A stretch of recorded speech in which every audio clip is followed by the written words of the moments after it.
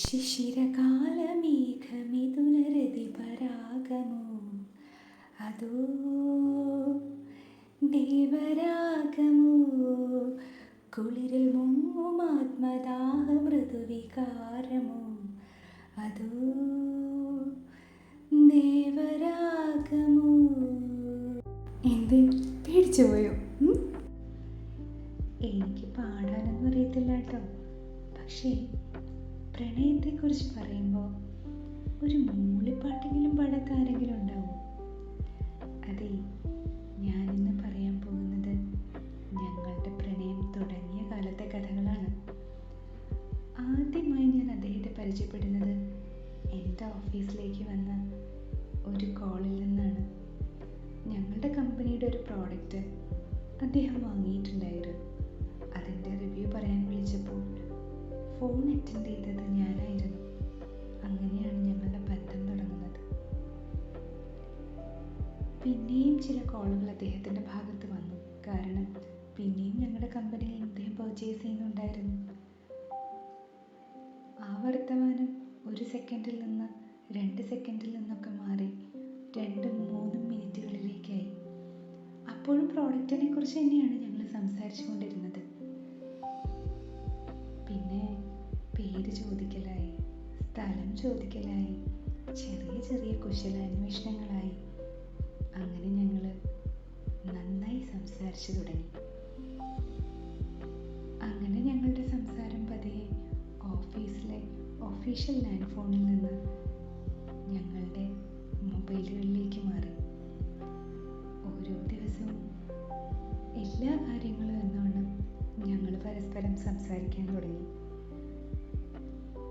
എന്തൊക്കെയോ ഒരു അടുപ്പം ഞങ്ങൾക്കിടയിൽ ഫീൽ ചെയ്യുന്നുണ്ടെന്ന് ഞങ്ങൾക്ക് 2 പേർക്കും തോന്നിയിരുന്നു. പക്ഷേ എൻ്റെ മനസ്സിൽ തോന്നിയത്, അദ്ദേഹം എന്നെ ഒരു സുഹൃത്തായി മാത്രമാണ് കാണുന്നതെങ്കിൽ ഞാൻ അങ്ങോട്ട് എന്തെങ്കിലും പറഞ്ഞാൽ ആ ഒരു സുഹൃത്ത് ബന്ധം നഷ്ടപ്പെട്ടാലോ എന്നൊരു സങ്കടം.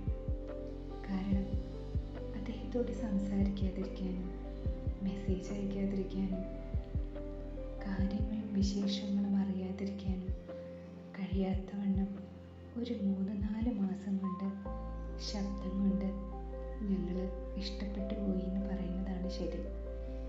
അപ്പോഴും ഞങ്ങൾ കണ്ടിട്ടില്ല കേട്ടോ. പതിയെ പതിയെ എനിക്ക് അദ്ദേഹത്തോട് പറയാനുള്ളതൊക്കെ മാധവിക്കുട്ടിയുടെ വാക്യങ്ങളായി ഞാൻ അദ്ദേഹത്തോട് പറഞ്ഞു തുടങ്ങി. അദ്ദേഹം ഈ കണക്കിൻ്റെ ആളായതുകൊണ്ട് പുസ്തക വായനയൊന്നും നന്നായിട്ടുണ്ടായിരുന്നില്ല.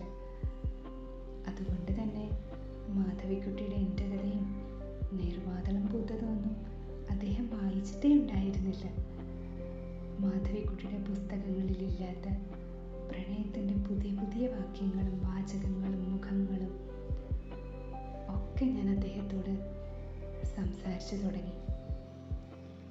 എൻ്റെ വാക്കുകളിലെ പ്രണയത്തെ അദ്ദേഹം തൊട്ടറിയുന്നത് പോലെയൊക്കെ എനിക്ക് തോന്നി. ഞങ്ങളങ്ങനെ സംസാരിച്ച് വന്നപ്പോൾ ഒന്ന് മനസ്സിലായി, ഞങ്ങളുടെ പല ടേസ്റ്റുകളും ഒന്നാണ്. എന്നാൽ ചില ടേസ്റ്റുകൾ എന്ന് പറയുന്നത് 2 പോൾസിലാണ് നിൽക്കുന്നത്. ആവശ്യമുള്ളതെല്ലാം ഒരേപോലെയാണെങ്കിലും അനാവശ്യം എന്ന് പറയാനാവില്ല. അത്യാവശ്യമല്ലാത്ത കാര്യങ്ങൾ 2 പോളിലാണ് ക്യാരക്ടേഴ്സ് നിൽക്കുന്നതെന്ന് മനസ്സിലായി. പക്ഷേ അങ്ങനെ വേണ്ടാന്ന് വയ്ക്കാനോ ഒഴിഞ്ഞു മാറാനോ ഒന്നും തോന്നിയില്ല. അതുകൊണ്ട് തന്നെ ഞങ്ങളങ്ങ് മുന്നോട്ട് പോയി. ഞങ്ങളുടെ വീടുകളിൽ കല്യാണം ആലോചനകൾ തകൃതിയായി നടക്കുന്നുവെന്ന് മനസ്സിലായപ്പോൾ ഞാൻ പറഞ്ഞു, മാധവിക്കുട്ടിയുടെ പുസ്തകങ്ങൾ വായിച്ചു തരാൻ, പുസ്തകങ്ങളിലെ വാചകങ്ങൾ ഓർമ്മിപ്പിക്കാൻ ഞാൻ വന്നോട്ടെ താങ്കളുടെ വീട്ടിലേക്ക് എന്ന്. അദ്ദേഹം എന്നോട് പറഞ്ഞു, വൈ നോട്ട്. ഞാനിതെങ്ങനെ ചോദിക്കുമെന്ന് വിചാരിച്ചിരിക്കുകയായിരുന്നു. എനിക്കൊരു പുസ്തക വായനക്കാരി ആവശ്യമുണ്ട്, പോരുന്നോ എൻ്റെ കൂടെ? ഞങ്ങൾ കുറേ നേരം മിണ്ടാതിരുന്നു. ഞങ്ങൾ പരസ്പരം ഒന്നും സംസാരിച്ചതേയില്ല. പക്ഷേ ആ ഒരു മൗനത്തിലും ഞങ്ങൾക്ക് സംസാരിക്കുന്നുണ്ടായിരുന്നു. മനസ്സുകൾ സംസാരിക്കുന്നുണ്ടായിരുന്നു. അങ്ങനെ എനിക്കൊന്ന് കാണണം എന്ന് ഞാൻ പറഞ്ഞു. അദ്ദേഹം പറഞ്ഞു എനിക്കും ഒന്ന് കാണണം. അങ്ങനെ ഞങ്ങൾ കാണാം എന്ന് തീരുമാനിച്ചു. ഒരു ആർട്ടിഫിഷ്യാലിറ്റീസും ഇല്ലാതെ, ഒരു ഒരുക്കങ്ങളും ഇല്ലാതെ അദ്ദേഹത്തിൻ്റെ മുന്നിലേക്ക് പോകണമെന്ന് തന്നെയായിരുന്നു ഞാൻ കരുതിയിരുന്നത്. അതല്ലേ അതിൻ്റെ ഒരു സുഖം. ശബ്ദം കൊണ്ട് പ്രണയിച്ച ഞങ്ങൾക്ക് രൂപം കൊണ്ട് സ്നേഹിക്കാൻ കഴിയില്ല എന്നില്ലല്ലോ. അങ്ങനെ 4-5 മാസങ്ങൾ കഴിഞ്ഞപ്പോൾ ഒരു ദിവസം അദ്ദേഹം എന്നെ കാണാൻ വന്നു.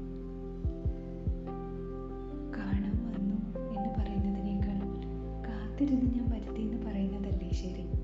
അതെ, അത് തന്നെയാണ് ശരി. അദ്ദേഹം ഞങ്ങളൊരു റെസ്റ്റോറൻറ്റിൽ വെച്ചാണ് കാണുന്നത്. അദ്ദേഹം പറഞ്ഞു തന്ന രൂപങ്ങളും അല്ലെങ്കിൽ എനിക്കൊരു ഫോട്ടോ പോലും അയച്ചു തന്നിട്ടുണ്ടായിരുന്നില്ല.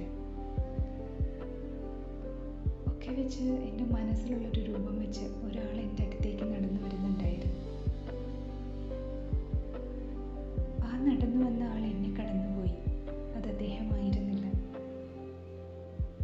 സമയം പിന്നെയും മാറിപ്പോയിക്കൊണ്ടേയിരുന്നു. ഞാൻ അദ്ദേഹത്തിനായി അവിടെ കാത്തിരുന്നു. എന്നെ കടന്ന് പലരും കടന്നുപോയി. പക്ഷെ അദ്ദേഹം എന്നെ കാണാൻ വരുമെന്നുള്ളത് എനിക്ക് ഉറപ്പായിരുന്നു. സമയം നമുക്ക് വേണ്ടി കാത്തു നിൽക്കില്ലല്ലോ.